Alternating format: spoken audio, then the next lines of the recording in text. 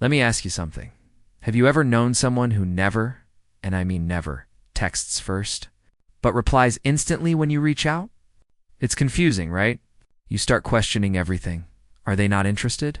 Did I do something wrong? Why do I always have to start the conversation? Why don't they ever message me first? But psychology has a different answer, because people who never text first aren't always cold, or distant, or uninterested.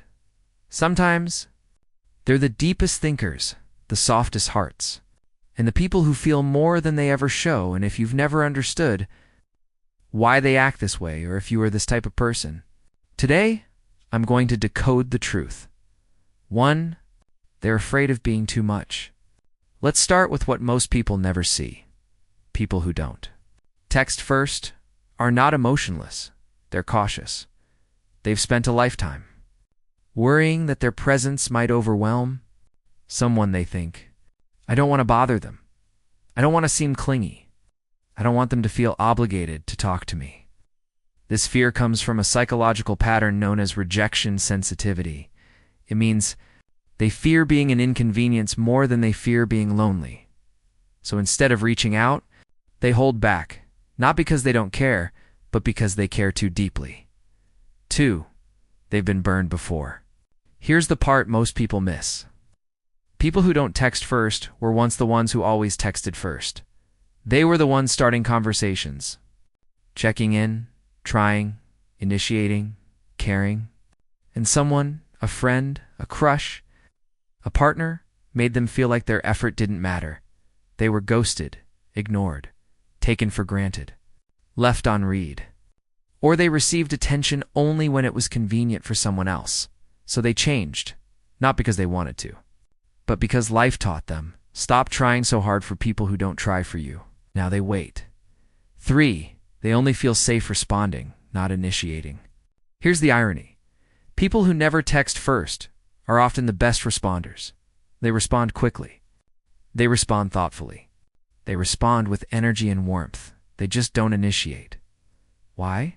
Because initiating feels like putting their heart in your hands. Responding feels like self-protection. Initiating says, I want you. But responding says, you want me? And that difference matters more than you think. For they're emotional mirrors. People who never text first are highly intuitive. They don't lead conversations. They reflect them. Psychologists call this behavioral mirroring, and it's a sign of emotional intelligence. If you're warm, they're warm. If you're distant, they're distant. If you engage, they engage. If you pull away, they disappear, not because they're playing games, but because they believe people show their true intentions through effort, and they follow what they see, not what they hope. 5, their attachment style makes initiation hard. A lot of non-texters fall under a specific attachment style. Anxious, avoidant, blend. Strange combination, right? It means they crave closeness, but fear it at the same time. They want connection, but are terrified of rejection. They want love, but not the pain that sometimes comes with it. So they love quietly. From a distance, carefully texting first feels too exposed, too vulnerable, too risky. So they respond, but they rarely reach. 6, initiating feels like emotional nudity. To you, texting first is normal. To them, it feels like saying, I've been thinking about you. I miss you. Care about you. I want your attention. Okay, even if those feelings are true. Expressing them scares them. Psychologists say this group struggles with emotional exposure anxiety. To them, the first message isn't a text. It's a confession. Responding is easy. Initiating feels like ripping open their chest. 7, they assume silence means you don't want them. Watch this carefully. If they stop texting you and you don't text them either, they won't reach out. Not because they don't want to, but because they assume you've lost interest. Their mind goes, you're not texting me, so you must not care. It's not pride. It's fear, and they protect themselves by disappearing quietly. 8, they've learned people leave. Every behavior has a history. People who never text first didn't develop that habit overnight. They learned it. Maybe everyone they cared about eventually drifted away. Maybe they always felt like the one putting in more effort. Maybe they were emotionally abandoned or neglected. Maybe they were the backup friend or the side option. So now they use silence as protection. They don't expect people to stay. So they wait to see who does. 9. They overthink every message. To them, texting is less about communication and more about self-judgment. They overthink timing. They overthink wording. They overthink tone. They overthink everything their mind goes. What should I say? Will this sound weird? Is now a bad time? Will they think I'm annoying? By the time they finish debating the message in their head, they've talked themselves out of sending it. This is analysis paralysis, and it steals their ability to act. 10. They want to be wanted, not chased. People who never text first aren't looking for attention. They're looking for reassurance. They want to be chosen without having to beg for someone's time. They want effort without asking for it. They want care without forcing it. They don't text first because they want to see who chooses them willingly. That's their love language. 11. Your first text means more than you think.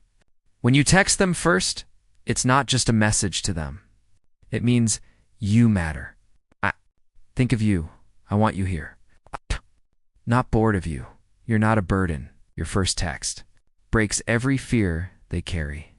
It's reassurance in the simplest form, and that's why they reply instantly. With warmth, with interest, with depth. 12. They text with purpose, never out of convenience. Some people text to kill time, not them. If they text, they mean it. If they initiate, it's intentional. If they reach out first, it's because they trust you. They feel safe with you. They care genuinely. They've let their walls drop. You've shown enough consistency. Their first text is rare, but powerful. 13. Their silence isn't emotional distance. It's emotional caution. People misunderstand them completely. They aren't cold. They aren't detached. They aren't uninterested. They're cautious, guarded, sensitive, thoughtful, self-protective. Their silence is not a lack of emotion. It's emotion they're afraid to show. Their quietness isn't apathy. It's armor. 14. They care deeply, just quietly. People mistake silence for indifference, but often, the ones who don't text first care the most, feel the deepest, get attached the hardest. Love the longest, hurt the easiest. They just don't show it early. They've learned that vulnerability comes with consequences. But once you earn their trust, they become some of the most loyal, consistent, emotionally stable people you'll ever know. They love slowly, but fully. The final truth deliver the emotional punch. So let's end with the truth. People who never text first aren't playing games. They're protecting themselves. Their silence isn't rejection. It's fear. It's caution. It's self-preservation. They wait, not for attention, but for someone who chooses them without being asked. Someone who texts first because they care. Someone who sees their quietness and understands it. If you're that person, keep them close. And if you are that person, you're not difficult. You're not cold. You're not distant.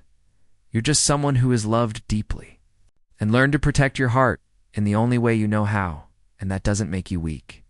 It makes you human. So if you connected with this, subscribe, because here we don't just talk psychology. We decode the mind behind the silence.